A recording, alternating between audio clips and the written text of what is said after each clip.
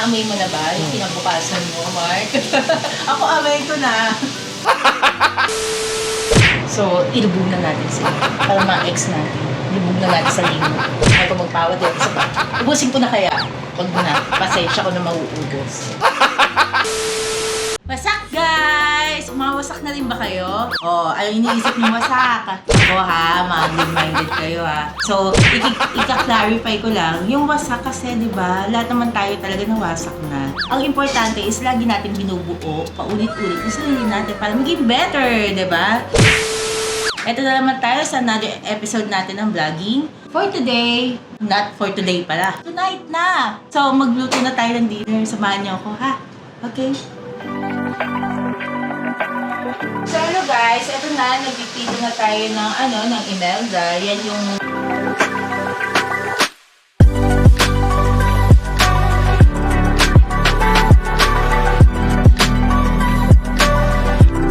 So hello guys, ito na, magluluto na tayo ng sinigang sa miso. So niligyan ko na ng oil. So, yung kaninang ginawa ko pala is nagpito na ako ng isdang Imelda, which is na marinate ko na rin siya sa luya at asin. Hinugasan ko siya sa asin para mawala yung yung lansa niya. Kasi napakalansa talaga ng Imelda. So, unahin natin is luya. Luya pa rin. Kung saan natin siya in-start na banlawan ng maigi, yung isda, doon pa rin tayo mag-i-start gisa. So, kung mapapansin nyo, kapag ako nagigisa, hindi ko inuubos lagi yung ingredients. Kasi gusto ko may babalikan na akong ingredients pa rin para hindi siya, to avoid sunog. Kasi maganda na yung marami kang panggisa, huwag ka manghinayang sa panggisa sa mga ingredients. Tsaka kahit na masunugan ka, diba, meron kang pang maglagay ulit. Yan, maglagay na tayo ng garlic. By layering din ako mag-gisa. Kailangan bugbugin muna natin yung mga sibuyas, bawang. Yung luya, bugbog na yan, kaya maamoy na yan. Dami natin okay lang yan. Hindi naman sobrang mahal yata ng mga onion. Lagay na natin siya uli.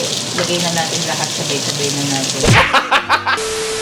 Itong tomato natin, kamatis natin. Yung iba alam ko nagtatanggal ng buto, pero ako hindi. Kasi katas yun eh. Masarap yun eh, di ba? Hayaan na natin sila sabay-sabay magluto. Naamoy mo na ba yung kinabukasan mo, Mark? Ako amoy ko na. Yan.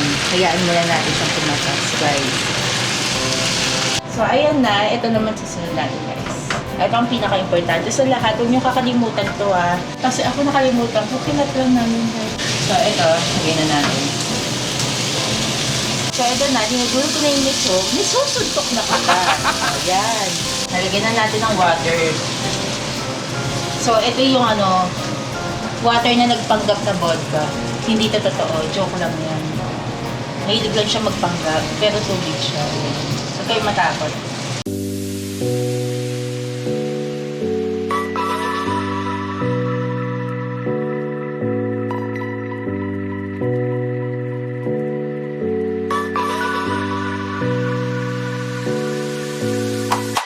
So, going back guys, ayun na, pinapakuluan na natin, pero hindi pa rin siya kumukulo.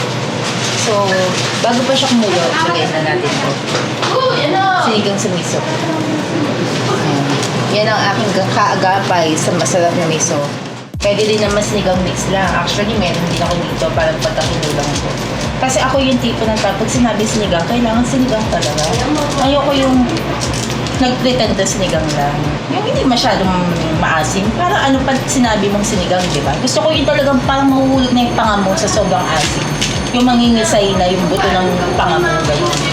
So, para sa mga hindi mahilig sa sinigang dyan, kung sasabihin nyo, ay, hindi kami mahilig sa sinigang, okay lang. Hindi namin pagpipilitan yung sinigang namin sa inyo. Gawa kayo na sarili nyo. So, ayun na guys. So, nilagyan ko ng miso, dalawang maliit. Super sarap na, pero hindi pa rin kontento ang lola. Gusto pa rin, nagmamaasim pa rin ako, di ba? Okay na. Na may gabi na. Para may lapot, di ba? Kumukulo-kulo na siya, di ba? Parang dugo ko lang kumukulo na. Joke lang. So, ito na. Itabi na natin to kasi medyo malapot na yung sabaw na. So, ayan na. Maglalagay naman tayo ng patis. Bakit patis na? Kasi nung una, naglagay na ako ng asin. Konti lang. Pag patis, Kahit medyo madamihan mo, okay lang. Hindi siya aalat na sobra. Pero kapag asin, promise, friends, ang tawag dito, magiging maalat ang lutuin. Lalo na kapag rapso. So, para kahit papano, kahit maparami lang lagay ka ng alat, patis. Nilagyan ko pa yan ng kalamansi, guys, bago ko siya pinlito kanina. Kasi para talaga wala na yung lansa. So, ilubog na natin sila. Para ma-ex natin. Ilubog na natin sa limot. Huwag na natin hayaan makapasok pa sa buhay natin. Hugot ulit! Hugot of the day! O, diba? Konti pa. Konti na lang. Parang lagi natin sinasabi kapag kakalas tayo sa jowa natin, na tinatarantado tayo, diba? Konti na lang, konting tiis na lang. Isa pang magkamali. Ayoko na. Isa pa, diba? Meshi, isa pa, sisi, isa pa. Kasi baka mamaya nagbago na talaga siya eh. At dahil dyan, isa pa ulit. Ay ko magpawad din, isa pa. Ubusin ko na kaya. Pag na, pasensya ko na mauubos. So guys, nakalimutan ko pala exposure na mga gulay. Saka nagtampo na, ayan na, baka malanta pa, diba? Lagyan na natin. Sabihin, 5 minutes! Hindi nyo kami in-include! O, ito na po. Sorry naman, mustasa, tsaka siling green. Ayan na po, o. Huwag lang kayo magtampo. Hindi ko makakaya pag nagtampo kayo. So, ito na guys, all about food. Good na ba siya? Lalagyan muna natin ng pampaangkan. So, kasi kami, mag-anak, kami ng mga anak ko mahilig talaga kami sa maangkang. 1 minute, guys, and it's all good na.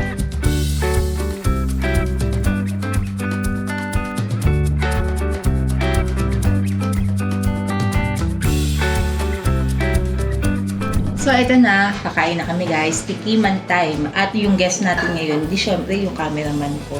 Gusto ko siya ang makaano. Kasi never pa niya na-try ang luto ko. First time.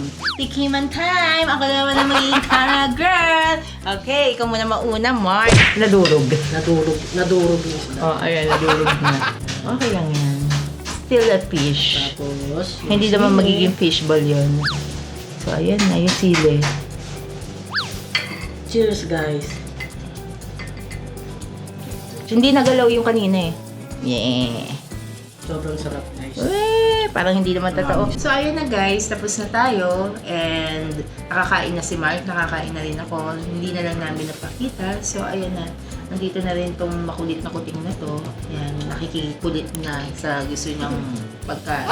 So, ayun na guys. Till next time on our next vlog. See you! Bye!